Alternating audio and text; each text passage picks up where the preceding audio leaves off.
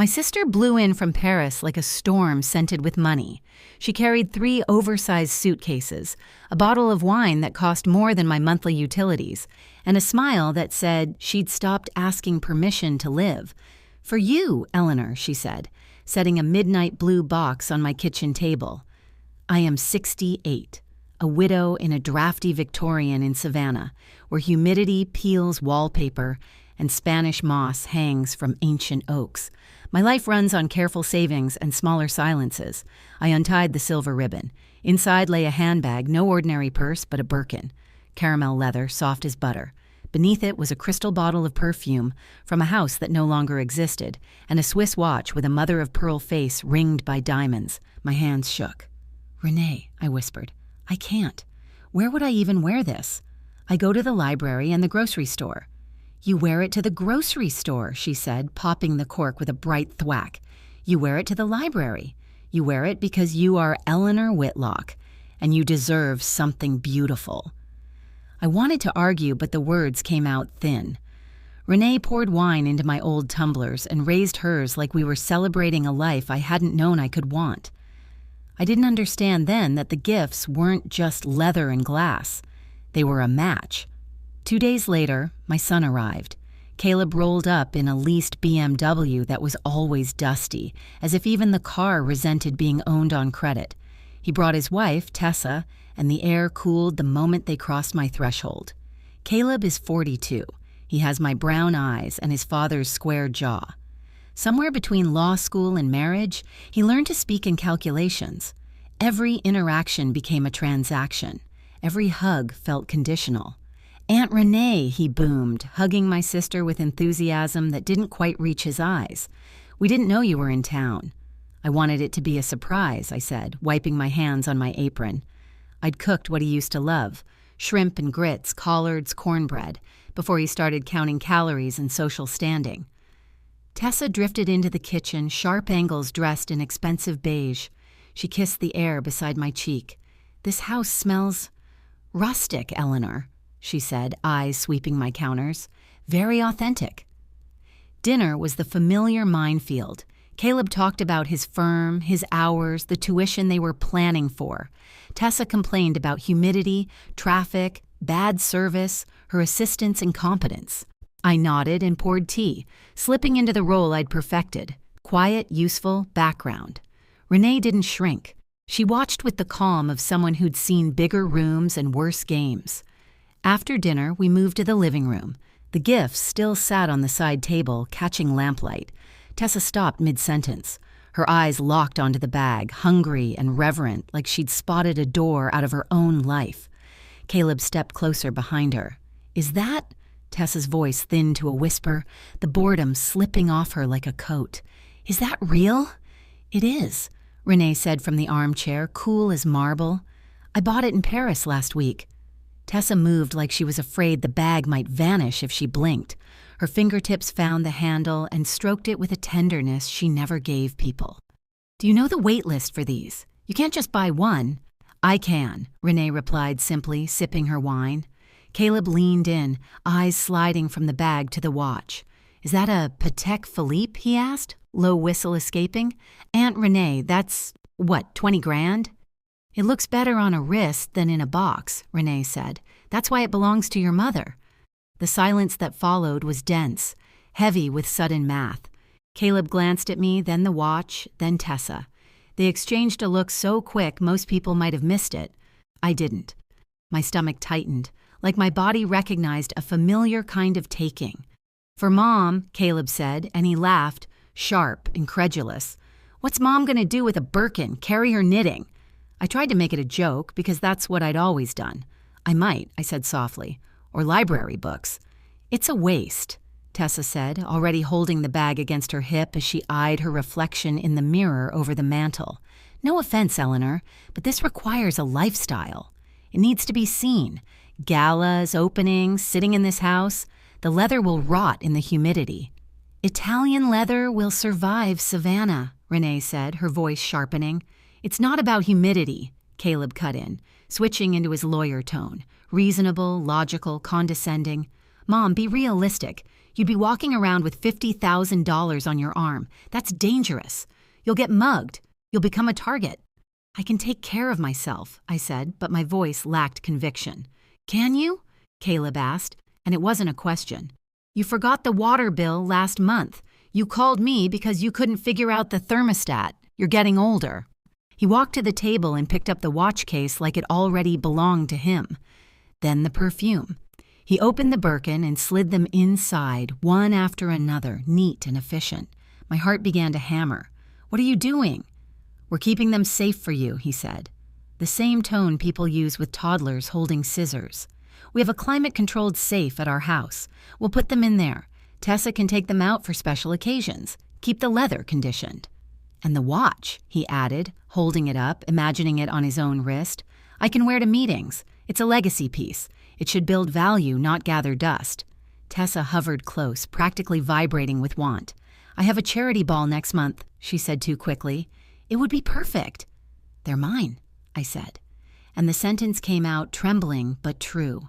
Renee gave them to me. Caleb smiled at Renee as if recruiting her to his side. And I'm sure Aunt Renee wants them to be appreciated, right? You don't want them wasted in a closet. Renee set her wine glass down with a deliberate clink. She rose and walked straight to Caleb, toe to toe. She was shorter than him, but in that moment she looked taller than the room. I gave them to your mother, she said, voice low and dangerous. Not to you, not to your wife. Put them down. Caleb laughed nervously. Come on, Renee, don't be dramatic. We're being practical. Mom doesn't need this stuff. It's almost garish on her. Then he turned to me, eyes pleading in a way I'd been trained to obey. Mom, tell her. Tell her you want us to keep them safe. He waited for me to fold. For 40 years, I had been folding. I had folded when Caleb snapped at me on the phone. Folded when he missed holidays and offered excuses like spare change. Folded when he asked for help just this once, and somehow it became every month. I folded because peace felt easier than grief, and because mothers are taught that love means making yourself smaller. But watching Tessa cradle that bag like it was a newborn, watching my son hold my gifts like he was sorting inventory, something inside me clicked shut. It wasn't rage, it was decision. Put the bag down, Caleb, I said. The room went so quiet I could hear the old house settling in its bones. Caleb blinked. What? I said, put the bag down, put the watch back on the table, and take your hands off my perfume. His face tightened, the flush creeping up his neck. Mom, you're being irrational. I'm trying to help you. I'm acting like the owner of this house, I said, and my voice surprised me. Steadier, louder, real. I'm acting like a woman who is tired of being treated like an accessory in your life. Those gifts are mine. Whether I carry them to the grocery store or burn them in the fireplace, they are mine. Tessa's mask slipped. The beige elegance cracked and something mean shone through. You're being selfish, she snapped. It's a bag, Eleanor. It's wasted on you. You look ridiculous with it. My hand trembled, but I didn't lower it. I pointed toward the door. Get out, I said. Caleb stared as if I'd spoken another language. Excuse me? Get out of my house, both of you, now. He looked around, bewildered, like the script had changed without his permission. We haven't even had dessert. There is no dessert for you here, I said. Not tonight, not ever again. Take your wife, take your entitlement, and get out.